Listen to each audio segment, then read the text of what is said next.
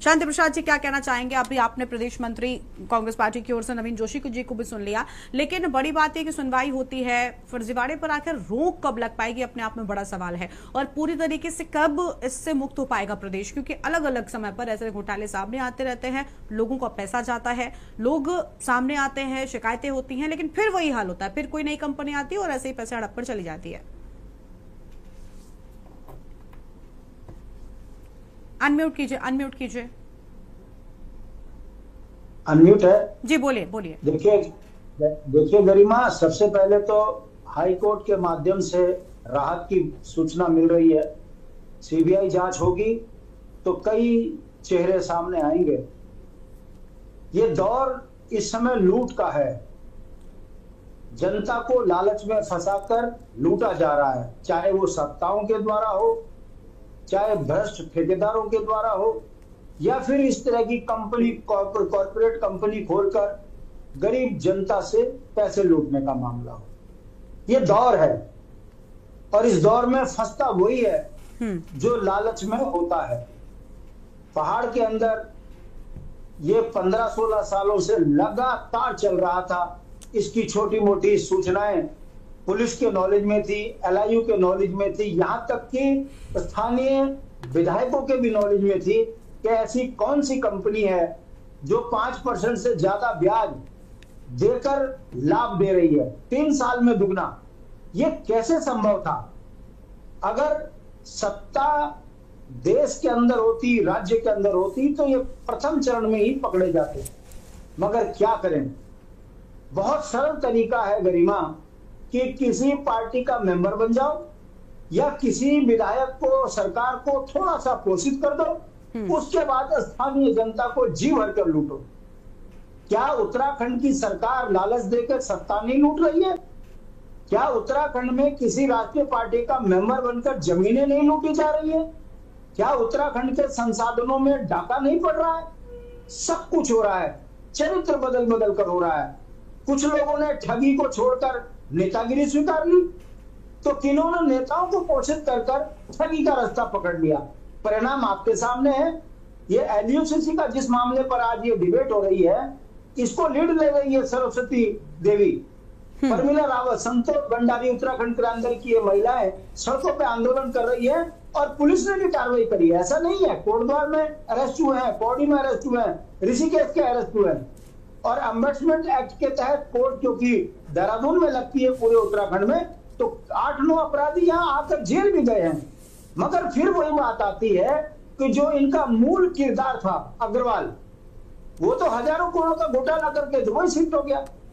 मैं आपके माध्यम से पूछना चाहता हूं सरकार से कि जब कोई व्यक्ति इस तरह के कॉर्पोरेट कल्चर को डेवलप करके कॉर्पोरेशन के नाम पर लूट मचा रहा था एलयूसीसी के माध्यम से, तो उस समय पर उत्तराखंड से लेकर देश की वो एजेंसियां, जिनको ये पता था कि पैसा उत्तराखंड से ट्रांसफर हो रहा है, जो व्यक्ति दुबई में अपना कॉर्पोरेट ऑफिस खोल के बैठ गया है, ऐसे व्यक्ति को विदेश जाने क्यों दिया? सवाल खाली एलयूसीसी का नहीं है। तमाम बड़े बड़े बिल्डरों ने बहुत बढ़िया तरीका पकड़ा है कि भारत में पैसा इकट्ठा करो, विदेश में शिफ्ट हो जाओ, पकड़ के ले आओ तुम। ना तो इनका एड्रेस वेरीफाई हो रहा है, ना इनका मूल अपराधी कौन है, उसका क्या एड्रेस है, ये वेरीफाई हो पा रहा है। बेचारे फंस हो रहे हैं जो एजेंट बनकर काम कर रहे थे, जो 5,000, 2,000, 3,000 रुपए की इन्होंने जो बना रखी थी किस्तें, वो बेचारे अपने घर घर से किस्तें इकट्ठे करके गाजियाबाद पहुंचाते थे, गाजियाबाद से लखनऊ और लखनऊ से दुबई पैसा चला जा रहा था।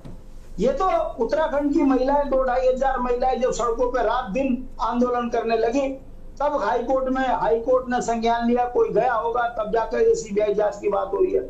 मैं आपके माध्यम से पूछना चाहता हूं, जनता लोकतंत्र में अपनी सरकारें चुनती किस लिए है? कि वो सुरक्षित रह सके, उनकी सुविधाएं सरकार उनको मुहैया कराए। यदि जनता के साथ कहीं अन्याय हो रहा है तो सरकार संज्ञान लेकर तुरंत कार्रवाई करे। मगर दुख की बात है, यहाँ तो सरकार इन्वॉल्व है, तो चाहे भर्ती घोटाला हो, चाहे जमीन घोटाला हो, चाहे किसी भी तरीके के घोटाले में। तो देखिए, मेरा कहने का मतलब है एलयूसीसी का चरित्र और उत्तराखंड की सरकार का चरित्र एक है। पीड़ित परेशान है, सत्ता मस्त है और जनता त्रस्त है। कोर्ट संज्ञान ले रही है, अगर कोटे ना होते तो शायद कई लोग फांसी खा लेते। इस अवसाद में उत्तराखंड के अंदर बच्चे आ चुके हैं। बताइए, वो सैनिक जो रिटायर होकर 40-50 लाख रुपए लाया, उसने सारा LUCCC में लगा दिया कि 3 साल में दुगना हो जाएगा। अब उसके घर में हालत ये हो गई है कि पत्नी का घर में जीना हराम हो रखा है, वो बेचारी सड़कों पे आंदोलन कर रही है। तो मैं पूछना चाहता हूँ, सरकार क्या कर रही थी? ठीक है, चलिए अभी सरकार के प्रवक्ता से हम जवाब लेंगे। ठीक है शांति प्रसाद जी, ठीक है, चलिए लौटते हैं आपके पास में और मेहमानों को भी हम चर्चा में जोड़ेंगे। ठीक है शांति प्रसाद जी, लौटेंगे आपके पास में। अधिवक्ता हाईकोर्ट की ओर से गोविंद लटवाल जी हमारे साथ में जुड़ चुके हैं। बहुत स्वागत सर आपका। गोविंद जी, मैं सिर्फ एक अगर कानूनी भाषा में जानना चाहूँ तो कोई भी कंपनी अगर आती है इस तरीके का दावा करती है, पैसे डबल ट्रिपल, बहुत हालांकि लोग बहुत हद तक कहीं ना कहीं इन सारी चीजों से वाकिफ भी होते हैं, लेकिन कहीं ऐसे होते हैं जिन्हें शायद इतनी जानकारी नहीं होती, इतनी शिक्षा नहीं होती, लोग ऐसे झांसों में फंस जाते हैं। लेकिन ये कंपनियां स्थापित कैसे हो जाती हैं? क्योंकि आप कोई भी बिजनेस अगर डालना चाहते हैं, आप छोटा सा एक ऑफिस भी बनाते हैं तो कई बार आपको रजिस्टर कराना पड़ता है। आप बिना उसके आगे अपनी प्रोसीडिंग्स कर ही नहीं सकते, चाहे बैंक ट्रांजेक्शन हो या बहुत सारी एक लंबी प्रक्रिया होती है। ये कंपनियां भला कैसे लोगों का ट्रस्ट जीत लेती हैं और कैसे ऐसी कंपनियों की पहचान करें ताकि इस पचड़े में ना फंसे लोग और जो कड़ी मेहनत का पैसा लोगों का फंस जाता है वो ना हो सके? क्या एक अभी राजनीतिक दलों की ओर से, आप थोड़ा देरी से जुड़े, उनकी ओर से लगातार ये कहा जा रहा था कि कहीं ना कहीं तो सरकार मिली होती है।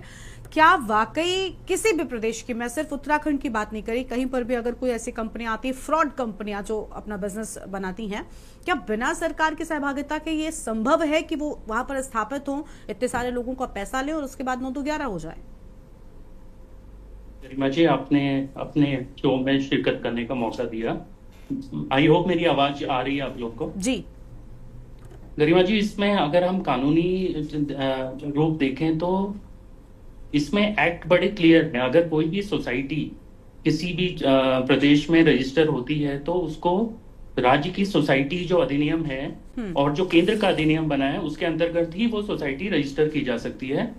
और हमारे देश में सोसाइटीज बनाना, और काफी सोसाइटीज बनती हैं, मेजरली जो फाइनेंशियल इंक्लूजन, जो फाइनेंशियल चीजों में डील कर रही हैं, उन सोसाइटीज के लिए देयर इज वन और एक्ट, एक और एक्ट है 2019 का जो सेंट्रल एक्ट है, जिसको हम कहते हैं banning of unregulated deposits act, जो 2019 से ही केंद्र सरकार ने बेसिकली एक तरीके से हमारे देश में लागू कर दिया है।